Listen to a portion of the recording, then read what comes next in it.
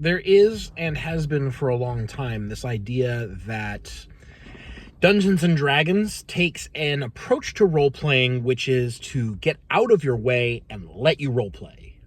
And that is taken as a strength of the system. This is often brought up in response to people saying that D&D doesn't really have very good role-playing mechanics. And people say, well, you don't need rules to roleplay. The D&D concerns itself mainly with combat. When it comes time to do social situations or such, it kind of gets out of your way. You know, it doesn't try to tell you how to play your character. And this is taken as a strength. I would posit that you can't really take credit for not having a mechanic in your game if it's something that's supposed to happen in your game. I can't remember what the game is. Oh gosh, this is embarrassing. There is a like horror space survival. I think it's called Death in Space, in fact. I think it's Death in Space. I might be thinking of a different one. I think it's called Death in Space, where you're like on a spaceship or a station or something like that, and there's a monster, and it's about like trying to survive and get off or maybe kill the monster or what have you. And it is sometimes touted that this game does not have a stealth skill, because you're going to use other skills appropriate to the situation to hide. And this is taken as like, oh, okay, this game makes you think about how you are hiding and not just that you are hiding. Like, the hiding is not the main action. You are doing something else to conceal your presence. And I always thought that's a little weird, because hiding is not like the main, like the only thing that you do, presumably. I've not played this game, mind you. I've not played this game. But it reminded me of all the times that I've heard people say that, oh, in D&D, you don't need social rules. You can just do adapt other things to fill in as needed. Like, you have some social skills. You have, the diplomacy, bluff, intimidate, whatever, insight. And you can kind of figure it out as you go, appropriate to the situation, use these skills in different ways. And that is kind of how D&D has always done it, as far as I'm aware. At least as far back as 3rd edition, that's kind of been how it is. Like, you have skills that allude to social interactions, and sometimes they even have, like, well-defined rules. I believe in 3rd edition, the rules were fairly well-defined. But as far as, like, running a social scene or, accomplishing social objectives, it's not, like, it's kind of up to the DM to figure it out,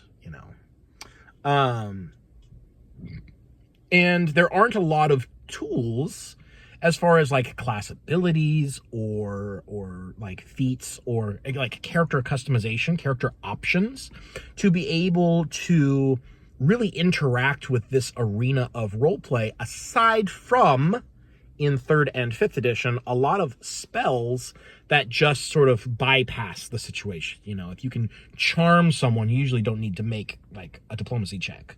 Or, you can straight up dominate people or wipe their memory or read their mind or what have you. You can certainly bypass the scene, but that's not really engaging with social mechanics at all. That's a different approach to resolving whatever problem it is that you have. So I got to thinking about like the fact that there aren't mechanics for it. Like, I don't think you can get credit for that. I think that you just have to take that on the nose as a weakness of the system. And it's fine. Every system has weaknesses. Like, I'm totally cool with D&D not being very good at social drama, because that's not what it's about. It's about, fighting monsters, getting magic items, exploring dungeons, that kind of thing. And I'm fine with the social dynamics not being very well defined. I just don't like it when people use that as a strength of the system, because you absolutely can build mechanics that help you with help you construct like a gamified social situation. And in a role-playing game, you are gamifying situations, and that's kind of like the point, right? So I wanted to give some examples of mechanics in my personal favorite RPG, Legend of the Five Rings, which contribute towards being able to gamify a social situation in ways that I find satisfying. Number one, of course, is that you are assumed to be playing samurai who are supposed to be quite stoic. It is unseemly to express emotion. And as a result, because you are human, that's a stressor, staying stoic when you want to express emotion, that's hard on you.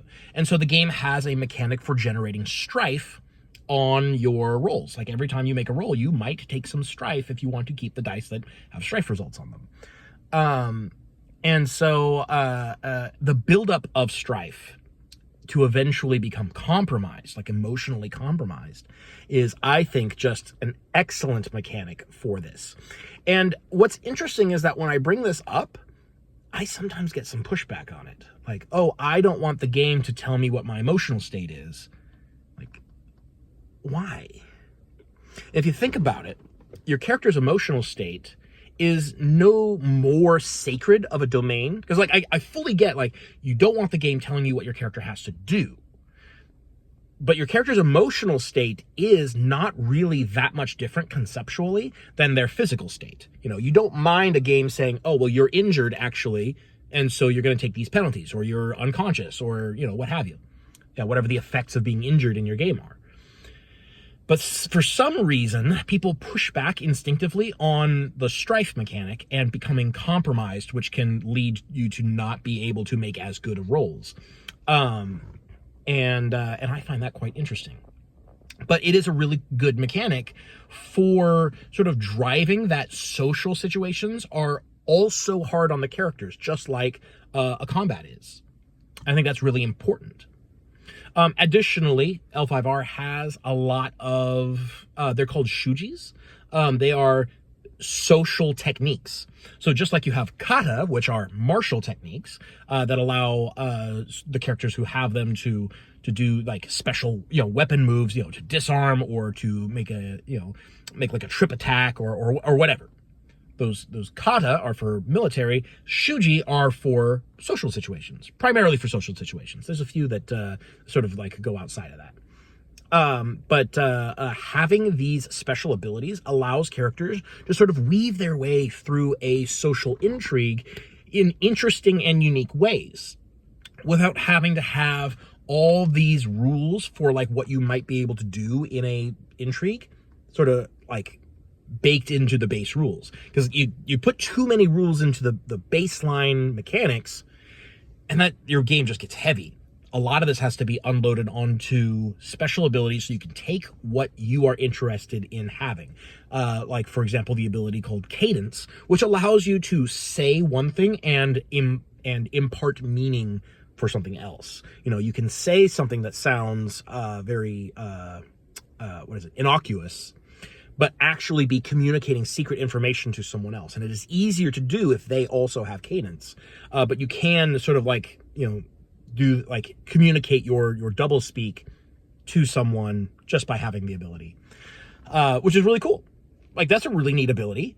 You can't do that in D&D. The closest thing you can do is Thieves' Cant, which is only for characters with rogue levels, technically. Like, okay, so here's a question. Can you name one time that an official adventuring module has had an NPC who knows Thieves' Cant? Have you seen it once, ever? That is a useless ability. It's like, I've never seen an NPC who says, like, under languages, Thieves' Cant. It just doesn't happen. This is an ability that can work even if someone else does not have the ability. And it's a system where NPCs do have techniques like players do. So that it's that kind of thing, or like the ability to inflict strife on other people in the scene while also doing something else. Like, that's not a separate action that you have to do. It's sort of like, while I'm trying to accomplish my objectives of sowing this rumor or finding out information or whatever, I'm also going to spend an opportunity result to inflict a couple of strife on this guy over here, because strife is kind of the social, if you like, the social hit point pool, kind of. So, like, these are just a couple of examples of the kinds of things that make social intrigue really interesting and well developed in L5R. And it's fine that D&D doesn't do this, but you can't say that D&D is just as much into the social role playing as L5R is. The mechanics are there. They make the situation interesting, and yes, it's gamified, but the whole thing, it's a role playing game. It's a role playing game. So I think it's fine that it's got game mechanics in it, just as it's fine that combat has game mechanics in it, you know? I think there's a bit of a double standard there, to be honest. But that aside,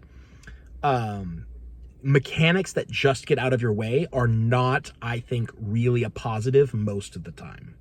I think mechanics that actively support the playstyle that the game is meant to provide are the ones that you can really boast about and brag about. Beyond that, I think it's neutral at best.